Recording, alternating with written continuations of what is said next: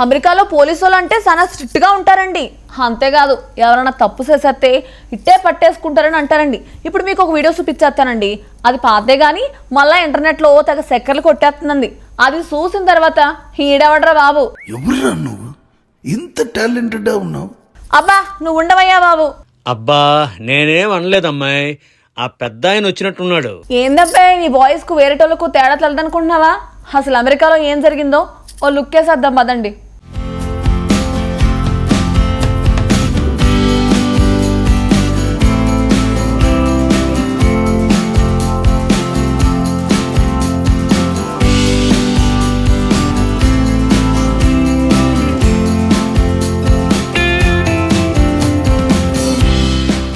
పాత వీడియోనే కానీ మళ్లీ ఇంకోసారి సోషల్ మీడియాలో హల్చల్ చేస్తోంది. America immigration and customs enforcement ఏజెంట్లు ఓ ఫుడ్ డెలివరీ బాయ్ కు సంబంధించిన ఈ వీడియో ఫన్నీగా ఉంది. ఆ ఫుడ్ డెలివరీ బాయ్ ని పట్టుకునేందుకు ప్రయత్నించిన ఐస్ ఏజెంట్లు ఫెయిల్ అయ్యారు.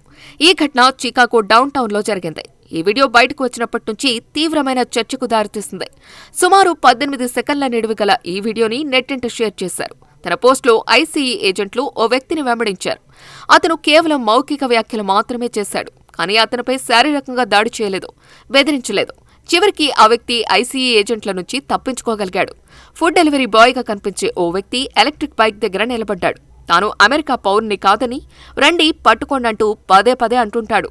కొన్ని క్షణాల తర్వాత అతను తన ఈ బైక్ను వేసుకుని వీధిలో వేగంగా వెళ్లిపోయాడు. అదే సమయంలో అతని వెనుక ఐసీఈ ఏజెంట్లు అతని పట్టుకోండని అరుస్తూ పరుగులు పెట్టారు. కొంత దూరం పరిగెత్తిన తర్వాత వారు వెంబడించడం మానేశారు. ఆ వ్యక్తి నగరంలోని రద్దీగా ఉండే వీధిలోకి అదృశ్యమయ్యాడు. ఐసీఈ ఏజెంట్లు అతని పట్టుకోటలో విఫలమయ్యారు. ఈ వీడియో అక్కడితో ముగిసింది. కానీ ఆ చిన్న క్లిప్ ఆన్లైన్లో పెద్ద చర్చకు దారితీసింది. డెలివరీ బాయ్ను ఇంకా గుర్తించలేదు. ఐసీఈ ఏజెంట్లు అతను ఎందుకు ఆపాలనుకున్నారో, పట్టుకోవాలనుకున్నారో కూడా అస్పష్టంగా ఉంది.